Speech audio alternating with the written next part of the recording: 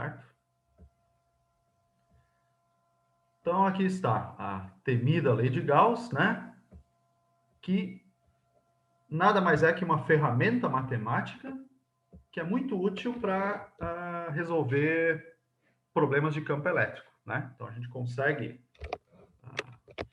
resolver alguns sistemas aí com muito mais facilidade do que com a lei de Coulomb, né? E alguns casos até seria ou você não conseguiria resolver com a lei de Coulomb, ou seria uma conta extremamente complicada. E com a lei de Gauss fica muito mais simples, né? Então, ela só tem uns detalhes aí que vocês têm que ir entendendo com calma, né? Mas não é nada fora do comum, né? Bom, a data, obviamente, não é a data de hoje, né? Porque eu na verdade, copiei os slides do semestre passado e obviamente, dei uma arrumada, mas eu esqueci de trocar a data então. Então, hoje não é 27 de agosto de 2020, tá? Hoje é algum dia aí de março de 2021. Dia 11 de março de 2021, tá? Bom, então, antes de falar da lei de Gauss, a gente tem que definir uma quantidade aqui, uma grandeza associada ao campo elétrico, na verdade, associada a qualquer campo vetorial, que é o conceito de fluxo, né? Então, o fluxo de um campo vetorial através de uma superfície fechada, ele é o produto escalar de dois vetores. Um, que é o próprio vetor, então aqui é o exemplo que o Halliday usa, né? De onde eu tirei essa figura e vários livros usam, né? É a velocidade do vento passando por uma determinada área, digamos assim, né? Então, você tem o vetor velocidade naquela região, se assume que é uniforme, né? Tem todos os pontos, a velocidade tem o mesmo sentido e direção. E o vetor área, que é um pouco mais complicado de entender, né? Porque a área para a gente é área, quer dizer, a área da minha casa é tantos metros quadrados, a área sei lá, da sala de aula tem tantos metros quadrados, a área de um campo de futebol tem tantos metros quadrados, né? Então, não é um vetor, né? É uma grandeza escalar. Mas tem como a gente associar um vetor à área se a gente pensar em termos de vetor normal à superfície, né? Então, o que é o vetor área? O que é esse A aqui? O módulo dele é a área, que a gente está considerando, e a direção e o sentido é dado por um vetor normal à superfície, né? Então, o que é o vetor normal? Imagina, por exemplo, o celular, né? Então, ele tem uma área de superfície, né? E o vetor normal, ele sempre aponta para fora dessa superfície. Então, teria essa direção e sentido aqui, né? Certo? Então, é sempre para fora da superfície, né? Então, se você imaginar uma esfera, né? Então, todos os pontos ao longo da esfera, você sempre pode imaginar que tem um vetor apontando para fora da superfície. Então, isso é o vetor normal, né? Então, você tem produto escalar dessas duas coisas. Por que é o produto escalar? Porque se você imaginar que você segura a folha assim, né?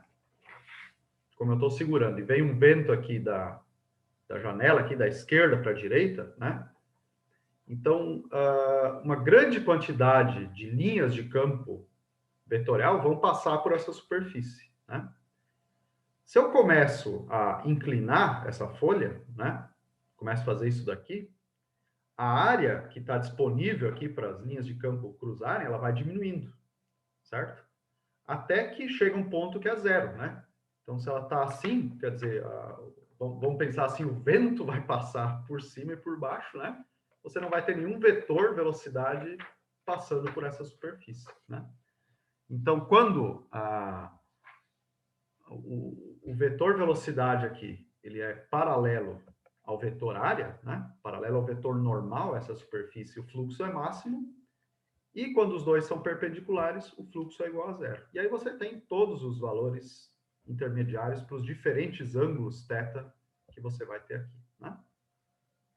Então, isso aqui é deduzido para um campo de velocidades, né, pelo livro, mas isso é um argumento matemático, né, que o Gauss fez, que vale para qualquer campo vetorial. Então, na verdade, quando ele fez, provavelmente não pensou num campo vetorial específico, né? Quer dizer, eu na verdade não sei se ele pensou ou não conheço a história, né? Mas é um campo perdão, é uma construção matemática, né, que vale para qualquer campo vetorial. Né? A gente aqui vai aplicar isso para o campo elétrico, que é o que a gente está estudando. Né?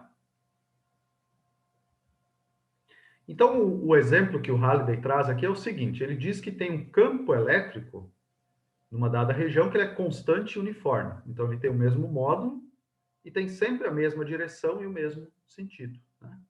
Então, sempre tá do mesmo jeito. Qualquer ponto nessa região aqui que eu escolher, o campo elétrico ele aponta da esquerda para a direita na tela, né? Aponta nesse sentido aqui, e sempre vai ter o mesmo módulo. Então, um campo constante e uniforme. E a pergunta, ele quer saber qual que é o fluxo total através de uma superfície fechada, que é um cilindro, né? Então, você coloca um cilindro nessa região e vai calcular o fluxo do campo elétrico. Então, a gente tem três regiões diferentes aqui. Uma é a tampa da esquerda, que eu vou chamar, que é essa que ele chamou de a tampa da direita, que é C, e essa superfície lateral do cilindro, né? Tipo, o invólucro, digamos assim, do cilindro. Então, a gente pode, ao invés de fazer aqui perdão, eu pulei um pouco aqui, né? Que, quando você não consegue escrever um único vetor A, né? Você pode escrever isso, então, como uma integral de E escalar de A através de uma superfície fechada, certo? Essa é outra definição do fluxo quando não é uma superfície única, como uma folha ou coisa assim, né? Você tem várias superfícies, então você faz uma integral, né? Uma soma sobre todas as superfícies e aí você tem o fluxo total. Então você pode dividir essa integral aqui em três integrais diferentes, né? Uma na superfície A, mais a integral na superfície B, mais a integral na superfície C. Então, você faz a soma dessas três integrais, você vai ter o fluxo total através dessa superfície fechada, que é o cilindro, né? Então, essa integral aqui, por exemplo, ela tem essa bolinha aqui, né? Isso aqui indica que a integral é uma integral numa superfície fechada, né? E essas integrais aqui não são superfícies fechadas, então é a soma de três integrais superfícies normais, digamos assim, né? A soma delas vai dar a integral em uma superfície fechada. Né? Então, vamos ver o primeiro ponto aqui, que é essa tampa da esquerda aqui do cilindro, né? Que o livro chamou de A aqui, né? A gente vai chamar assim também. Então, primeiro, para onde aponta o campo elétrico? O campo elétrico sempre aponta nesse sentido e direção aqui, porque ele é constante e uniforme, né? O vetor normal, a superfície, que a gente vai chamar de dA, né? Ele vai apontar sempre para fora, então ele aponta no sentido contrário do campo. Então veja que esse produto escalar aqui, né? Vai aparecer um sinal de menos, por quê? Porque vai ser módulo de dA, cosseno de 180 graus, né? Cosseno de 180 é menos 1, o E é constante e sai para fora, então isso aqui vai ficar menos E vezes A, onde A é a área total aqui dessa tampa do cilindro. Né? Então, a integral em dA, em toda essa superfície, é o somar todos os elementos de área nessa superfície, isso vai me dar a área total da superfície. Né? Então, vamos guardar isso aqui, né? Que o fluxo, então, através dessa tampa aqui é menos E vezes A. No caso da outra tampa, agora o campo elétrico e o vetor dA eles apontam no mesmo sentido, né? Por quê? Porque o dA tem que sempre apontar para fora, certo? E o campo ele sempre tem a mesma direção e sentido, porque é um campo constante e uniforme. Então, nesse caso, o ângulo entre esses dois vetores vai ser zero, né? E como o cosseno de zero é 1, o que antes aqui deu menos A, agora dá E vezes A, mais E vezes A. Né? Então, essas duas coisas aqui acabam se cancelando. Então, o fluxo de um lado é negativo, do outro é positivo, os dois têm o mesmo módulo, a soma deles vai dar zero. E quando você tem a análise da lei de Gauss aqui para essa superfície lateral, né? O que você vai observar aqui? Você vai observar que sempre o campo elétrico e o vetor dA vai ter um ângulo entre eles aqui que é de 90 graus, certo? sempre vai ser perpendicular. Eu não tenho aqui um objeto... Na sala é mais fácil que tem os canetões que dá para... Mas imagina que isso aqui é o cilindro, né? Então, você pega qualquer ponto aqui, o vetor normal ele sempre aponta assim, né? Ele tem que sempre ser para fora da superfície. Então, você imagina que você tem um elemento dA muito pequeno dessa área lateral, né? Que se aproxima para um ponto. Naquele ponto, você olha para onde o vetor normal está apontando. E o campo elétrico tem sempre esse sentido de direção. Então, sempre para essa superfície lateral, os dois vão ser perpendiculares. Se eles são perpendiculares, o produto escalar entre eles, isso aqui vai resultar num cosseno de 90 graus, né? É igual a zero. Ou seja, a soma aqui de todas as três integrais, no fim, vai nos dar um fluxo que é igual a zero. Então, o fluxo total através desse campo é zero, né? Daqui a pouco a gente vai ver, perdão, que isso significa o quê? A partir da lei de Gauss. Isso significa que a carga elétrica contida dentro dessa, por essa superfície gaussiana é igual a zero, né? Perdão, deu uma engasgada aí, mas vamos lá. Bom, então até agora a gente não viu ainda a lei de Gauss. Na verdade, a gente só falou de fluxo, né, e fluxo do campo elétrico. Então não viu ainda uma análise da lei de Gauss. Isso vai vir daqui a pouco. O que a gente vai fazer agora é o outro exemplo que o livro traz, que é um caso onde o campo elétrico não é constante. Então o campo elétrico ele varia numa das direções, né? Ele tem uma componente em x e uma componente em y. Só que para cada ponto ao longo do eixo x, ele tem um valor diferente. Então, ele não é mais constante, né? Ele varia aqui com 3x, né? Então, sempre você tem que substituir o x aqui para saber o campo elétrico naquela região, né? Então, por exemplo, quando x é igual a zero, o campo na direção x é zero. Quando é 1, ele é 3 newtons por coulomb. Quando é 2, é 6 newtons por coulomb. E assim por diante, né? E em y, o campo elétrico é constante. Então, a pergunta aqui é, qual é o fluxo total através de um cubo, né, cujas arestas a gente conhece, que foi colocado nessa região. Então, uma das faces laterais do cubo está no plano aqui que passa por x igual a 1 metro, e o outro no plano que passa por x igual a 3 metros. Né? Então, a gente tem que calcular o fluxo através das 6 faces desse cubo para aí ter o fluxo total. Né? Mas, na verdade, a gente vai ver que não precisa fazer tanta conta assim, não. Tem muita coisa aqui que vai sair sem fazer conta. Né? Então, vamos começar por esse cara aqui, certo? Que está na posição x igual a 3 metros. Né? Então, é essa coisa aqui, tá? Essa face aqui, não coisa, né? Bom, então o que acontece?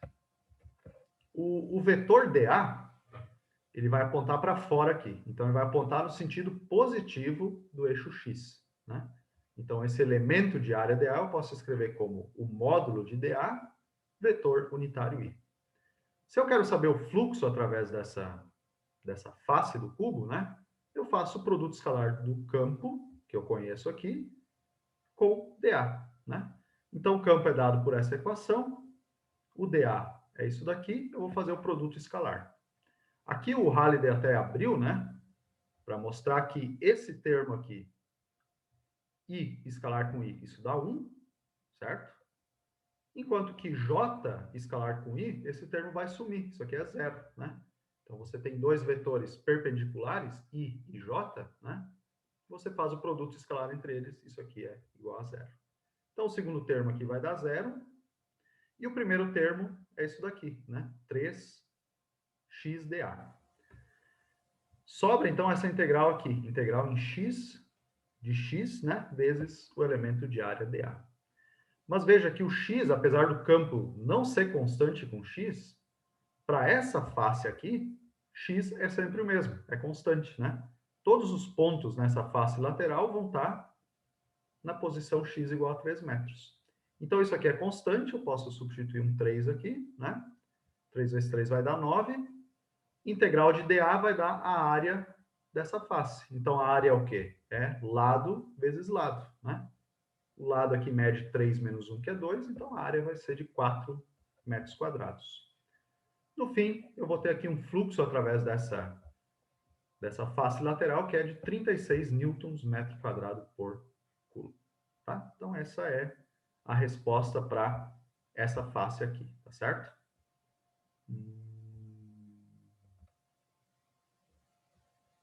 Aqui, eu quero apagar o que eu escrevi ali para limpar. Perfeito. Tá? Bom, e na outra face, né, que eu até fiz um pontilhado aqui para mostrar qual que é. Então, na face da esquerda do cubo, né? O que vai mudar? Vai mudar que o dA agora, ele vai apontar para o sentido negativo de x, né? Ele tem que apontar para fora do cubo. Então, dA vai ser menos dA vetor unitário i. O resto da conta é tudo igual como foi feito aqui. Com a diferença que agora esse x, ele não é mais 3, ele é 1, né? Que todos os pontos nessa face lateral aqui estão na posição x, estão no plano que passa por x igual a 1. Então, a conta que a gente vai fazer ali vai nos dar um fluxo que é menos 12 newtons metro quadrado por coulomb. Tá certo? Então, aqui a gente tinha mais 36 na face da direita, na face da esquerda tem menos 12. Então, já veja que aqui um não anula o outro, né? O fato do campo em x não ser constante faz com que o campo elétrico, perdão, o fluxo na esquerda seja diferente no fluxo na face da direita.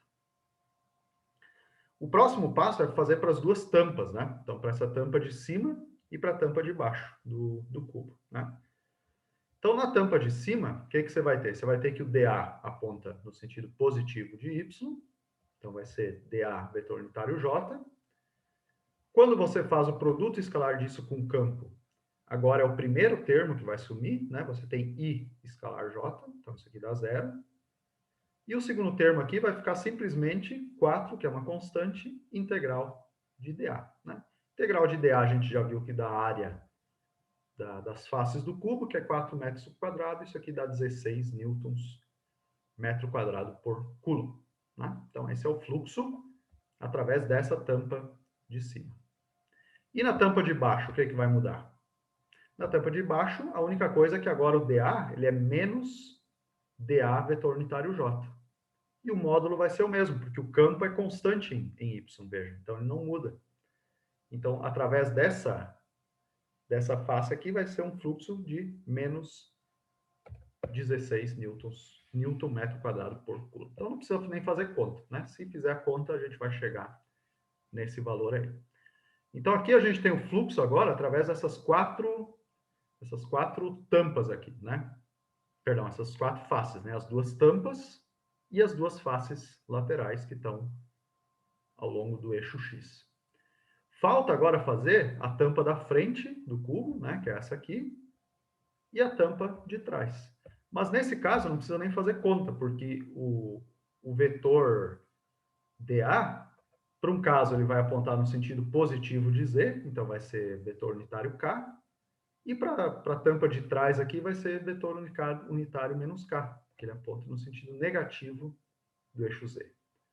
E como você não tem nenhuma componente do campo em z, o produto escalar vai dar igual a zero. Então, o fluxo através dessas duas tampas aqui é igual a zero. Né? Então, aqui eu escrevi só para caso eu esquecesse, né? A gente não precisa nem fazer essa conta. Então, para obter agora o fluxo total, né? Nessa superfície fechada que é o cubo, eu somo tudo o que eu obtive até agora, né? Então, os dois zeros aqui são referentes a essa tampa da frente e de trás aqui, né? E o resto é o que a gente calculou. Então, a primeira aqui foi 36, menos 12, mais 16, menos 16. Então, isso anula com isso. 36 menos 12, o fluxo total, então, agora, na superfície fechada, que é o cubo, vai ser 24 newton metro quadrado por coulomb. Tá? Então, isso é o fluxo através dessa superfície fechada, que é esse cubo. Então, veja, tinha um caso onde o campo elétrico era constante e uniforme, e o fluxo, através de uma superfície fechada, foi igual a zero, né? E se lá a gente fizesse as contas para um cubo, daria zero também, ou para qualquer superfície que você consiga fazer a conta, né? O fluxo, mesmo uma superfície complicada que você não consegue fazer a conta, o fluxo do campo elétrico vai ser zero, quando ele é constante e uniforme. E aqui você tem um campo agora que ele varia numa das direções e você já tem um fluxo que é diferente de zero, né? Bom, mas que cargas d'água isso nos interessa? O que isso tem a ver com eletrostática, né? Com o que a gente está estudando aqui em eletromagnetismo? Tem a ver que a lei de Gauss, para a eletricidade, ela é definida da seguinte forma, que o fluxo do campo elétrico através de uma superfície fechada, por isso que tem que ter essa bolinha aqui na integral, né? Então, o fluxo através de uma superfície fechada, ele é igual à carga elétrica envolvida por essa superfície, então a carga elétrica que está dentro da superfície gaussiana, dividido por uma constante que é o epsilon zero. Então, daqui que vai surgir aquele 1 sobre 4 π epsilon zero, que é o K que a gente usa na lei de Coulomb, né? Então, esse epsilon zero a gente já foi apresentado anteriormente, ele é a permissividade elétrica do vácuo e tem esse valor aqui, né? Então, isso aqui é a lei de Gauss da eletricidade, certo? Do campo associada ao campo elétrico, né? Então, o que dá para fazer com essa lei aí? Bom, uma coisa que a gente pode fazer é que quando a gente conhece o fluxo, né, como é o caso do exemplo anterior, a gente pode calcular qual que é a carga elétrica que está dentro desse cubo, né? Por quê? Porque o fluxo a gente conhece, é isso daqui, é aquele 24 newton metro quadrado por coulomb. O epsilon zero a gente conhece, com isso a gente obtém, então, a carga elétrica envolvida, né? Então, se fizer essa conta aqui, você vai ter o seguinte, né? Carga elétrica envolvida vai ser epsilon zero, que passa multiplicando, vezes o fluxo, né? Então, a constante vezes o fluxo que a gente calculou, a gente tem, então, uma informação aqui que a carga elétrica dentro desse cubo é 2,1 vezes 10 na menos 10 coulomb, certo? O que mais a gente sabe? A gente sabe que se o fluxo total é positivo, a carga elétrica contida pela superfície gaussiana também é positiva, né? Por quê? Porque as linhas de campo vão sair da carga positiva, então elas vão ter a mesma direção e sentido dos vetores normais à superfície. Quando o fluxo total é negativo, a carga elétrica que está lá dentro, ela também é negativa, né? Porque aí o que acontece? O campo elétrico aponta para dentro da superfície, né? E o vetor normal sempre aponta para fora, né? Mas assim, calcular a carga elétrica dentro disso aqui não é assim, quer dizer, não é para isso que a gente vai usar. Isso aqui não é o principal. Isso é uma coisa que a gente pode fazer, mas não, né, não é a vedete aqui da lei de Gauss. A grande vedete da lei de Gauss é o seguinte, é você saber a carga elétrica e saber a simetria de um dado sistema e com a lei de Gauss obter o campo elétrico para aquela coisa, né? Uma esfera, para um plano, né? Ou, inclusive, o primeiro que a gente vai fazer, que é uma carga elétrica pontual, né? Uma partícula. Então, por que a gente vai usar a lei de Gauss agora, no próximo passo, para calcular o campo elétrico gerado por uma partícula? Porque o resultado da lei de Gauss para uma partícula tem que ser o mesmo que a gente já tem com a lei de Coulomb, porque a lei de Coulomb ela vem do experimento, né? É uma lei empírica. Então as duas têm que concordar, senão está errado, né? Mas concordo, né? Se não concordasse, eu não ia ter falado tanto tempo da lei de Gauss, né? Então a gente vai usar o conceito da lei de Gauss para calcular o campo elétrico gerado por uma partícula de carga mais Q, né? Poderia ser negativa também, não tem problema, a uma distância r dessa carga, certo? Vamos usar a lei de Gauss para fazer isso. Eu só vou pegar um objeto aqui que eu acho que vai me ajudar a explicar essa questão do vetor unitário. Só um instante, eu já volto.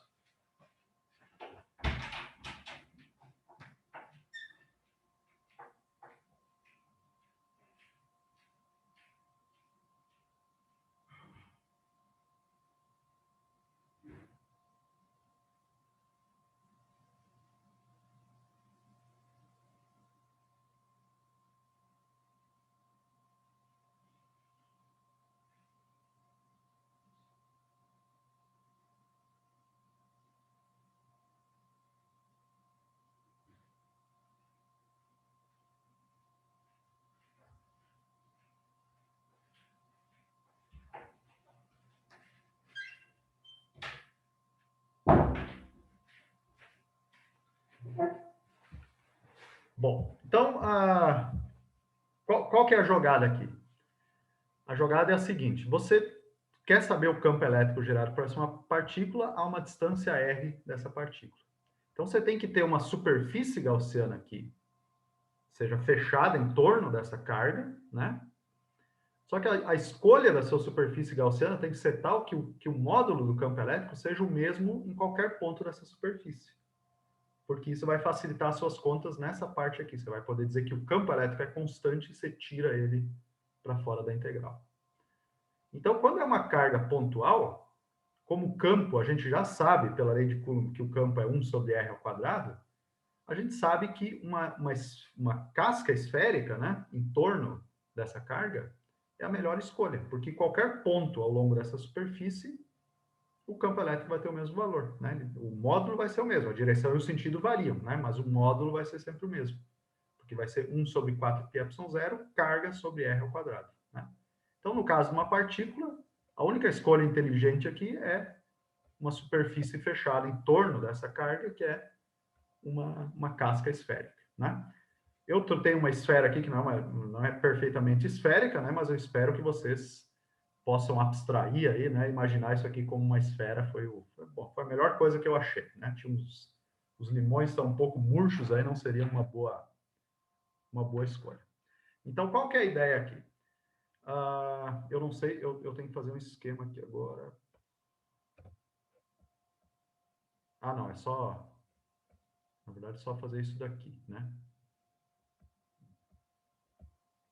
Aqui, agora eu quero me ver para ver se vocês estão vendo corretamente, tá? Então, isso aqui é uma esfera, né? Tirando certas extremidades aqui, dá para aproximar bem para uma esfera. Então, imagina que bem no meio dessa cebola, bem no centro, né? No centro geométrico dessa cebola, tem uma carga positiva, essa carga aqui, mais Q, né? E a gente quer saber o campo elétrico num dado ponto, por exemplo, deixa eu ver aqui, né? Então, você pega um ponto aqui, poderia ser aqui, aqui, qualquer lugar, tá? Então, um ponto aqui, ele vai estar a uma distância r do centro, como qualquer outro ponto que eu escolher, certo? Assumindo que isso é uma esfera, né? Qualquer outro ponto vai ter uma distância r até o centro, né? Então, para o ponto onde eu escolher, digamos, eu escolhi esse ponto aqui, né? O campo elétrico, ele aponta para longe das cargas positivas. Então, ele vai ter esse sentido aqui, por exemplo, né? Que a câmera não ajuda muito, né? Mas você tem que imaginar que está apontando para fora, né? Para longe da carga. A carga está lá no centro, o lápis aqui é a linha de campo que está apontando para longe, né?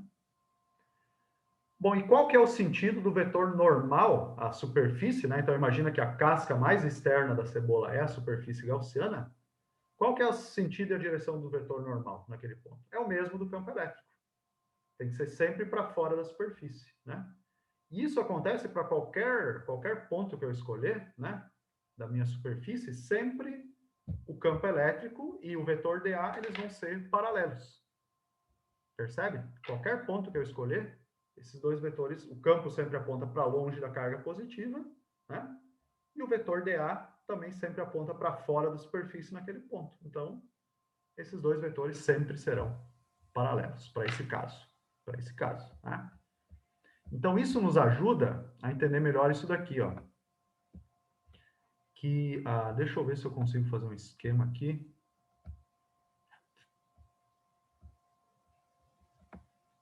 Não é isso aqui que eu quero mexer. Azar. Eu vou puxar para cá. O que eu queria dizer agora é o seguinte. Então, essa aqui é a lei de Gauss, né?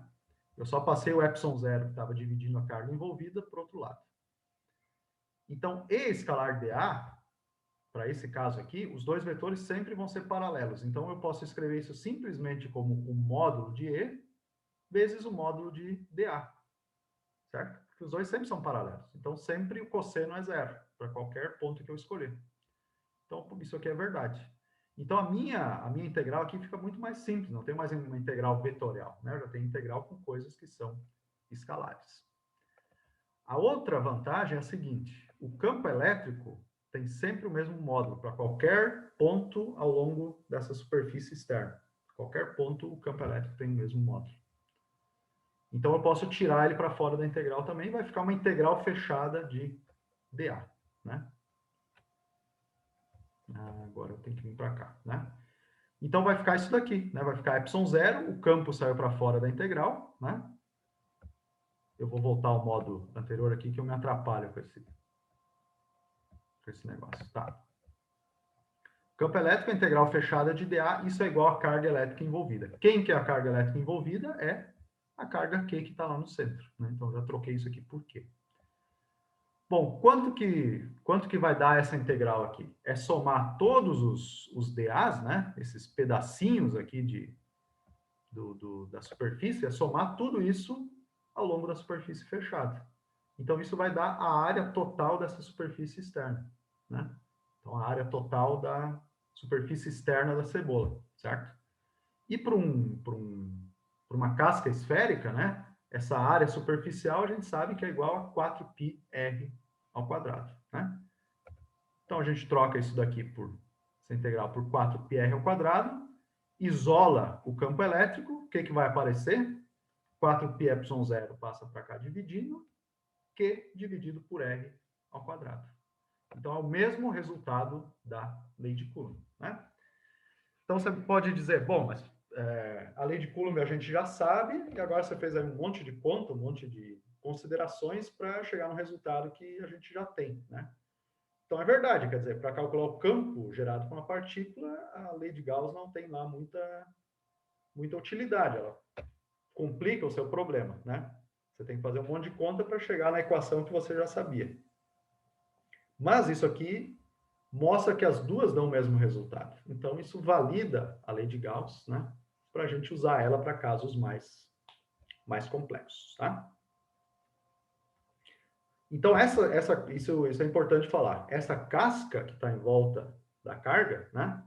Essa superfície gaussiana, ela não existe, na verdade. Ela não é uma coisa material, tá? É um artifício, né, matemático para a gente conseguir descrever o campo elétrico gerado por essa carga, né?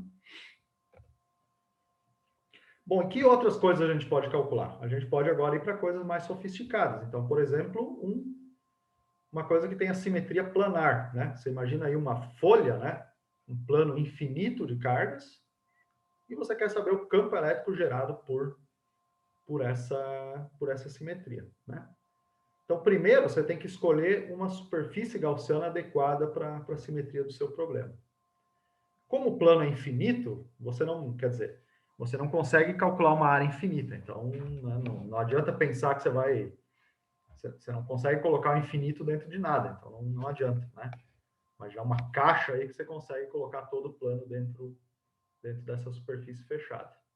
Então, a saída aqui para resolver esse problema é o seguinte, é você imaginar uma superfície gaussiana que é um cilindro, por incrível que pareça, né? Então, você tem um plano de cargas, né? E você imagina que você tem um cilindro aqui que atravessa esse plano, certo? Como está na figura aqui. Então, uma das tampas está de um lado do plano, a outra tampa está do outro lado do plano, né? Com isso, você consegue calcular o campo elétrico total, né? O campo elétrico gerado, né, por esse plano infinito nas proximidades dele, né? Então, o que a gente vai ter? A gente só vai ter fluxo através das duas tampas, né? Porque, de novo, essa superfície lateral, você pode imaginar que as linhas de campo elas passam rentes ali, elas não entram nem saem da superfície, né? E nas duas tampas agora, a gente tem que o campo elétrico e o vetor dA eles vão apontar os dois no mesmo sentido. Não é mais que nem o primeiro cilindro que a gente resolveu. Bom, qual que é a diferença? A diferença é que imagina que você tem um plano de cargas positivas, né? As linhas de campo, elas sempre se afastam das cargas positivas. Então, à direita dessa folha aqui, as linhas de campo apontam para a direita, à esquerda, as linhas de campo apontam para a esquerda, né? Então, sempre as linhas de campo fogem das cargas positivas, né? E o vetor dA, como sempre, aponta para fora. Nos dois casos aqui, E e A serão paralelos, né?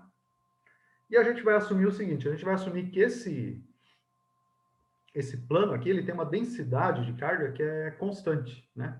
Então, qualquer pedaço que você pegar aqui, medir a carga e dividir pela área, isso sempre vai dar o mesmo número, né? Então, a densidade superficial de carga, que a gente chama de sigma, né? Ela é constante, né? Bom, então com isso eu consigo obter uma expressão para a carga em função da área, né? Porque aqui também, quer dizer, o plano é infinito e tem uma carga elétrica total Q, né? Agora, a carga elétrica envolvida pela superfície gaussiana é só que está contida nesse círculo aqui, né? Certo? Então, é como se você fizesse... você já deve ter visto aí, eu já deve ter ajudado até a fazer, você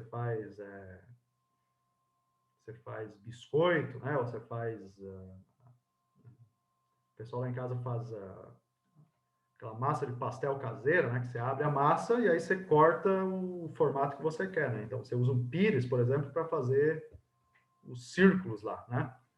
Então, você pode imaginar isso, quer dizer, você tá recortando uma parte, então a carga elétrica é só a que está contida naquele círculo que você recortou. Você pode imaginar que você tem uma massa, né? Você consegue pegar um copo, por exemplo, e cravar ali, né? Então, o copo digamos assim, envolvendo uma carga elétrica que é só daquele pedaço que você cortou. O que está fora, né? Não conta aqui para a lei de Gauss. Então, a carga elétrica envolvida vai ser só essa carga interna, e a gente tem que dar um jeito de escrever ela em termos da carga elétrica total, né? Então, um artifício é sair daqui da definição da densidade superficial. Isso aqui vai ser carga igual a integral de sigma dA. Como sigma é constante, né? Pode sair para fora da integral, a carga vai ser simplesmente sigma vezes a área, né? Então, isso aqui, essa relação vale tanto para o plano infinito como para qualquer pedaço desse plano, né? Bom, então vamos calcular o fluxo, né? Nas duas tampas, a gente tem que os campos, campo elétrico e a área são paralelos, como eu já falei, né? Então, isso vai resultar num fluxo que é E vezes A nos dois casos, e para essa tampa, esse invólucro lateral aqui, né? Essa superfície lateral, o fluxo é zero, então o fluxo total vai ser 2E vezes A, né? Eu uso isso na lei de Gauss agora, certo? Substituo isso daqui por 2E vezes A. Então, isso aqui é o fluxo. E a carga elétrica envolvida vai ser o quê? Vai ser sigma vezes a área A, que é a base do cilindro, né? É a área que você está... Quer dizer, essa é a parte da carga que você está envolvendo com a sua superfície gaussiana. Então, veja que a área dos dois lados aqui vai simplificar, porque é a mesma, né? A área interna aqui é a mesma da área externa. A gente está supondo um cilindro uniforme, né? Tem um nome mais... É um cilindro cuja área não varia ao longo do cilindro. Tem um nome melhor do que uniforme. Eu esqueci agora, né? Mas vocês sabem o que eu estou falando, né? Quer dizer, a área da base e a área da tampa de cima, né? São as mesmas. Um cilindro regular. Essa é a palavra, agora lembrei, né? Um cilindro regular. Então, como é um cilindro regular, essas áreas são iguais. E o campo elétrico aqui, ele vai ficar igual a sigma, ficou pequeno aqui, hein? Sigma sobre 2 epsilon zero. Certo? Então, esse é o campo nas proximidades de um plano infinito de cargas.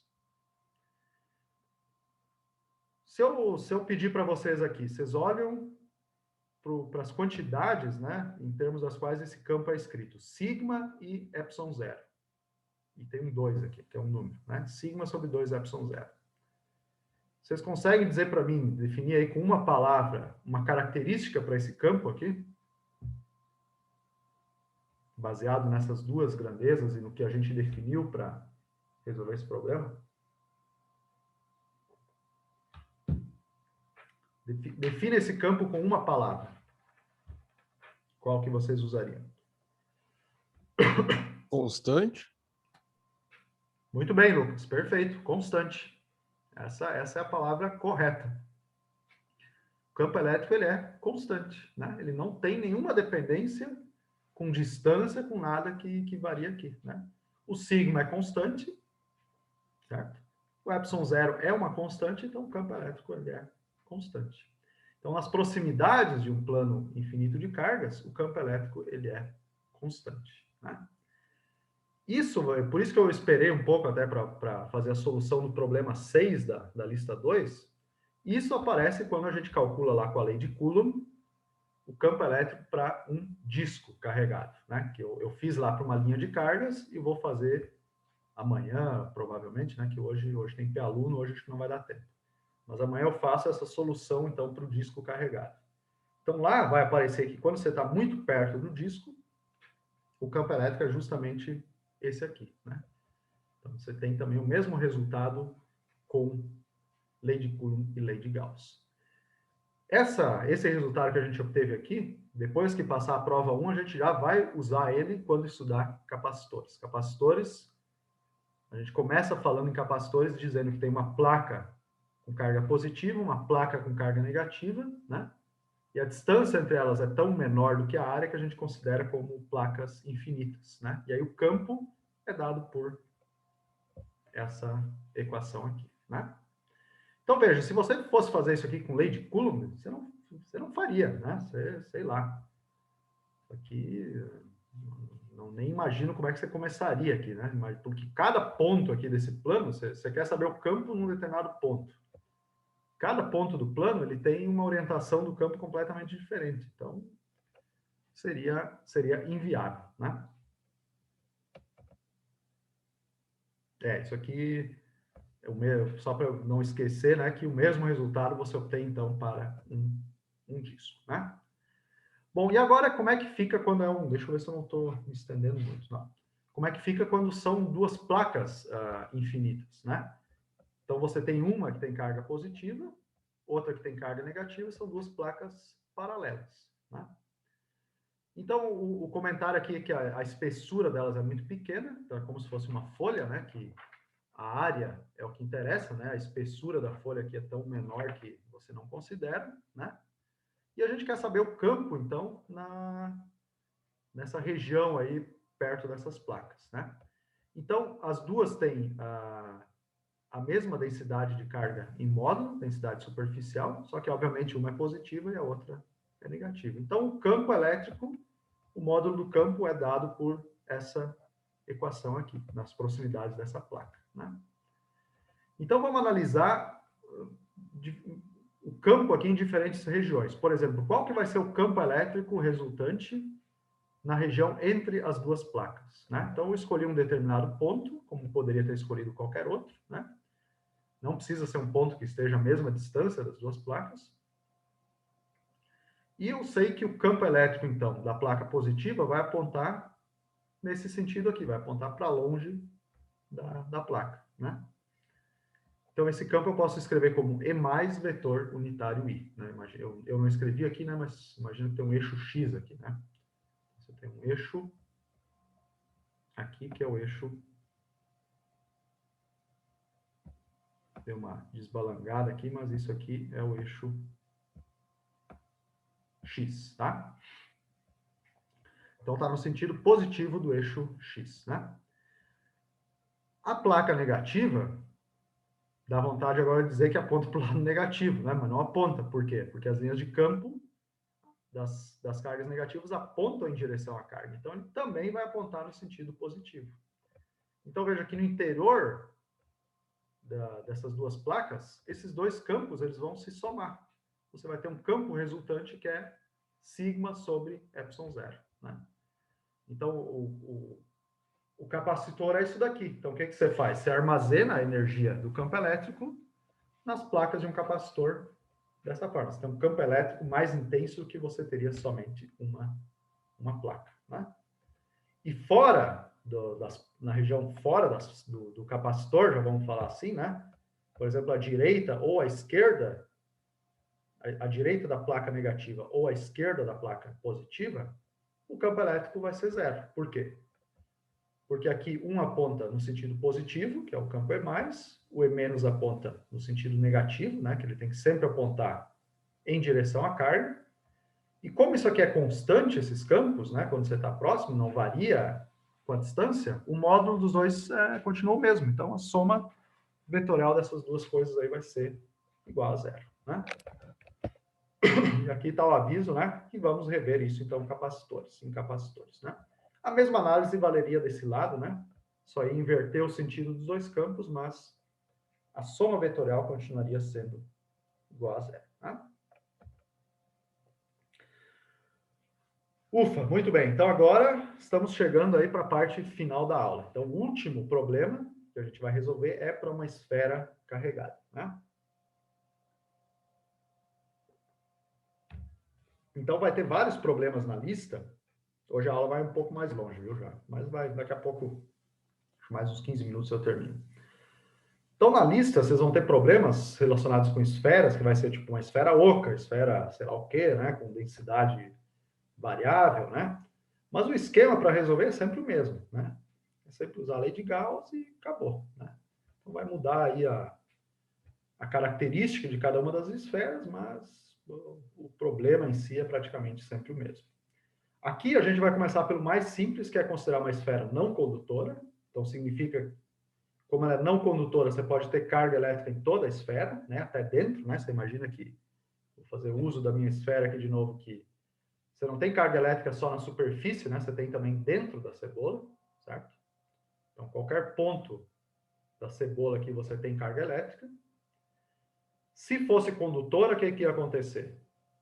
Você não teria carga elétrica dentro da cebola, só na casca mais externa, porque as cargas elétricas no condutor, elas podem se mover, então elas vão querer ficar o mais longe possível uma das outras, elas vão todas para a superfície, né? Então, no condutor, a carga elétrica no interior do condutor é igual a zero, né?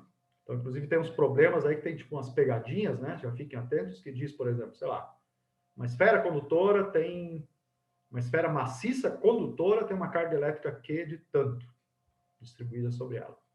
Qual o campo elétrico no interior da esfera? É zero, você não precisa nem fazer nenhuma conta, porque qualquer superfície gaussiana que você escolher que esteja dentro da esfera, a carga elétrica envolvida vai ser igual a zero, né? Mas aqui, como uma esfera não condutora, isso não necessariamente é verdade. A gente vai assumir o seguinte aqui, que a densidade volumétrica de carga, ρ, né, que agora é carga por volume, ela é constante. Então, ela é a mesma para qualquer pedaço da esfera, né? E vamos usar isso, então, para aplicar a lei de Gauss, né? Então, vamos começar calculando o campo fora da esfera, certo? Então, vou escolher aqui uma distância R, certo? Do centro, Rzinho, né? Rzão é o raio da esfera. Eu quero saber o campo nesse ponto aqui. Então, o que você tem que imaginar? Você tem que imaginar que você tem uma esfera sólida aqui, que tem carga, e fora você tem tipo uma casca muito fina, né? Que você pode imaginar ela com a cor verde, se te ajudar a enxergar isso daqui, né? Você tem tipo um balão, né?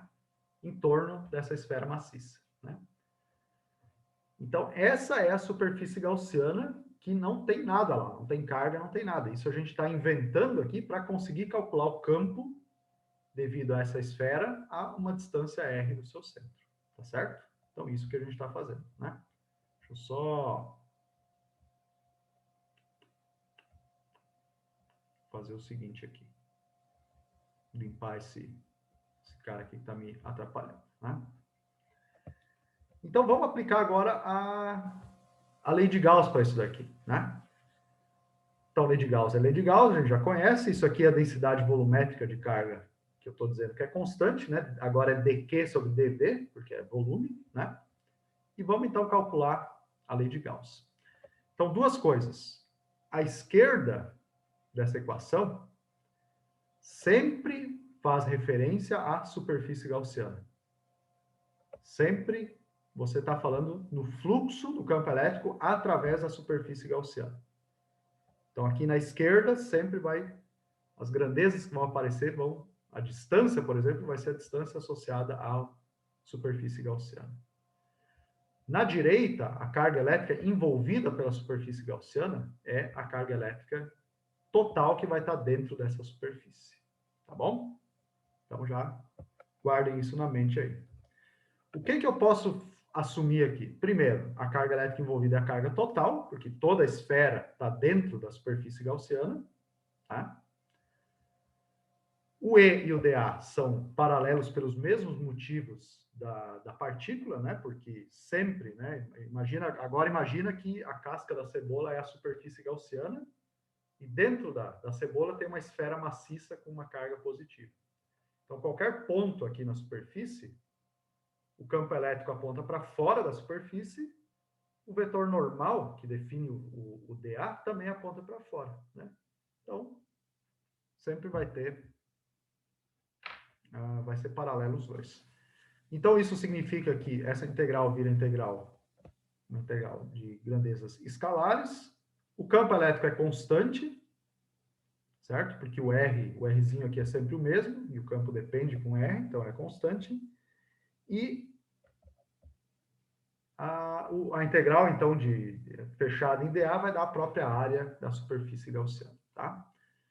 Então, vejam, essa área aqui é a área, não é a área do negócio que contém a carga, é a área da superfície gaussiana, porque é naquele ponto que eu quero calcular o campo. Então, eu substituo isso aqui, né? A área é 4πr ao quadrado, e eu chego à conclusão que o campo elétrico gerado por uma esfera maciça, né, numa distância r do seu centro, é a mesma coisa que a lei de Coulomb. 1 sobre 4πε0, Q sobre r ao quadrado. Então, significa que, se eu considerasse toda a carga dessa esfera localizada aqui no centro da esfera, o resultado seria o mesmo, o campo seria o mesmo. Então, quando você está fora, você enxerga a esfera como se toda a carga estivesse localizada no seu centro, né? Então, vai dar o mesmo resultado da lei de Coulomb. Claro, lembrando, né? Para o caso onde o ρ é constante e tudo mais, né? Então, tem certas aproximações aqui que a gente tem que relevar, né?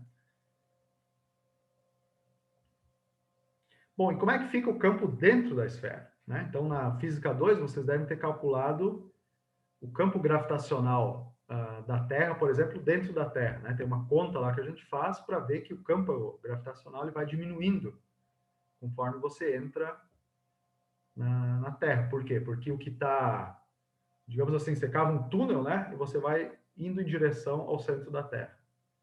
Conforme você caminha, a parte que está acima de você, ela não exerce mais atração gravitacional, certo? Quer dizer, exerce, mas no sentido contrário, mas tudo bem, né? Pensa assim, quer dizer, ela não está mais te atraindo para o centro da Terra, né? É só a parte que está dali para baixo. Então, aqui acontece uma coisa parecida. Quando você está dentro da esfera carregada, a parte que está para fora, ela não participa, né? Não contribui para o campo elétrico naquele ponto, certo?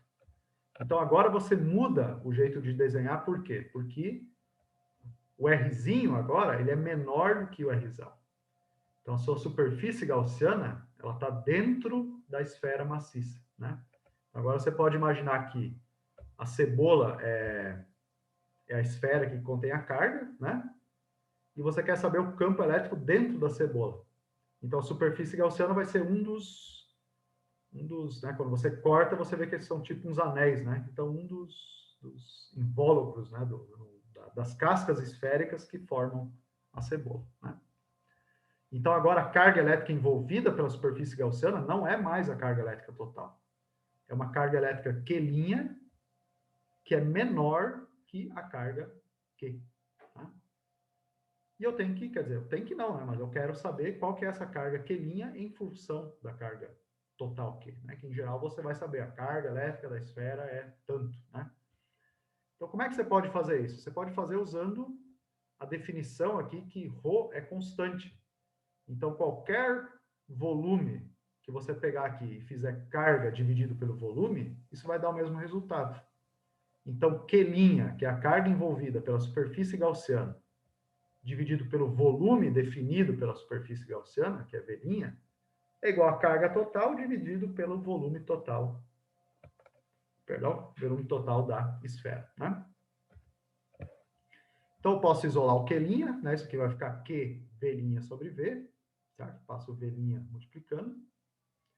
E eu troco agora, então, isso aqui pelo volume, que é 4/3 de π Rzinho ao cubo, tá? Porque é o volume do que está contido aqui dentro da superfície gaussiana, dividido pelo volume total, que aí é Rzão ao cubo, né? Esses 4/3 de π aqui, isso aqui vai embora, você corta, corta, né? Q' fica igual a Q Rzinho ao cubo sobre Rzão ao cubo. Então, isso aqui, certo? Isso aqui vale só quando a densidade é constante, né?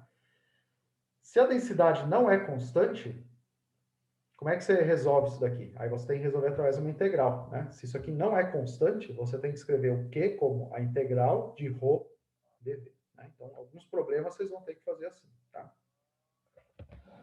Mas quando o ρ é constante, você faz desse jeito aí. Bom, então o que vem da lei de Gauss agora? Então a gente calculou a carga elétrica envolvida, que esse é o maior problema para esses casos aqui de esfera, é você calcular a carga elétrica envolvida. Né? Esse é o seu maior problema. Então a carga elétrica envolvida é Q', tá? Que é o que a gente acabou de calcular, e aqui eu vou ter o fluxo através da superfície gaussiana, certo? Então vai ser ε0 vezes o fluxo igual Q', né? Essa barulheira de cachorro, eu não tenho cachorro, não. Isso é os vizinhos que ficam berrando o dia inteiro aí, ninguém. Deixa eu ligar o ar aqui para ter um barulho diferente para não escutar essa tranqueira aí. Então, aqui eu tenho o fluxo, né? ε0 vezes o fluxo, igual Q', né? Bom, então o fluxo é sempre a mesma coisa. O fluxo é o mais fácil aqui para a esfera. Sempre vai ser campo elétrico vezes a área da superfície gaussiana. Isso aqui não tem erro. O lado esquerdo aqui, quando é esfera, quando é casca esférica, é sempre a mesma coisa. Por quê? Porque os dois sempre vão ser paralelos, né? O E e o dA. Então, você pode se poupar aqui essa parte. Isso aqui vai ser sempre campo vezes a área. Veja que aqui é sempre a área da superfície gaussiana, tá? Sempre a área da superfície gaussiana. Do lado direito, eu substituo o Q', que eu calculei antes, que é a carga total Q, né? Rzinho ao cubo sobre Rzão ao cubo, né? E aqui no frigir dos ovos, né? Eu passo o que está multiplicando, dividindo, papapá, vai aparecer aqui 1 sobre 4πε0. Q, aqui vai ficar um Rzinho ao cubo dividido por um R ao quadrado, vai ficar um Rzinho, dividido por Rzão ao cubo. Então veja que dentro da esfera, o campo elétrico ele diminui com R. Perdão, ele aumenta com R, né? Quando você está indo para fora, né? Ele diminui quando você está entrando. Sim, mas deixa eu começar de novo, né? Quando você sai do centro, né? E vai caminhando para fora aqui, o campo elétrico ele vai aumentando com R, linearmente com R, né? Porque o Rzão aqui é uma constante. Isso tem a ver com a esfera que tem a carga, né? Então, conforme você sai aqui do centro e vem para fora, o Rzinho vai aumentando o campo vai aumentando com Rzinho. Quando você vai para fora, o que acontece? Aí o campo não tem mais essa cara aqui, o campo passa a ser 1 sobre R ao quadrado, então o campo começa a diminuir, né? Então ele vai aumentando linearmente e depois ele decai com 1 sobre R ao quadrado, né? Deixa eu ver se eu não coloquei o gráfico aqui, então vou tentar desenhar o gráfico disso, né? E aí terminou também, tá? Você já deve estar dormindo aí quase. Então vou fazer um gráfico aqui que é assim, ó, tentar, né? Então aqui é campo elétrico, certo? Por R, tá? Então aqui é R. Meu Deus, aqui é R. Aqui é 0. E aqui é o campo elétrico. Então, módulo do campo elétrico em função de Rzinho, né? E aqui é a origem, né? Esse quadrado aqui é um 0, tá? Então, o que acontece? Quando R é igual a 0, o campo é 0, né? E ele começa, então, a aumentar linearmente com Rzinho. Então, vai ter tipo uma reta aqui, né? Uma dependência linear. Até que Rzinho seja igual a Rzão, né? Até esse ponto aqui.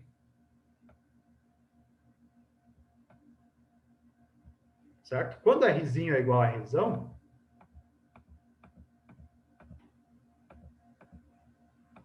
o que muda daqui para cá? O campo não é mais com dependência linear com R, mas ele decai com 1 sobre R ao quadrado, como a gente fez a conta antes. Então, aqui vai ser uma coisa assim, né? Aqui complicou agora, né? Mas vai ser, decai com 1 sobre R ao quadrado, né? Então, a diferença aqui é quando você está dentro da esfera, que é esse, você pode imaginar, tem um triângulo retângulo aqui, né? O campo aumenta com R, e fora o campo começa a decair com 1 sobre R ao quadrado, até que ele atinge zero quando você está a uma distância muito longa, né? Então, veja que nos dois casos eu escrevi, aqui eu escrevi que isso vale para R menor ou igual a Rzão, e antes eu havia escrito que essa solução fora da esfera vale para Rzinho maior ou igual que Rzão. Então, os dois casos incluem o caso em que Rzinho é igual a Rzão. Isso significa o quê? Que nesse ponto as duas equações dão o mesmo resultado. E é o que acontece, né? Se eu trocar nessa equação aqui Rzinho por Rzão, e na outra também, eu sempre vou ficar com 1 sobre Rzão ao quadrado, certo? Então, as duas equações dão o mesmo resultado, como tem que ser, senão teria um absurdo, né? Teria uma reta aqui e depois começaria aqui embaixo, aqui em cima, isso não faria sentido, né? Não posso ter o mesmo valor do campo para a mesma distância. Então, quando eu estou na superfície da esfera, eu tenho o mesmo valor para o campo elétrico, tá bom?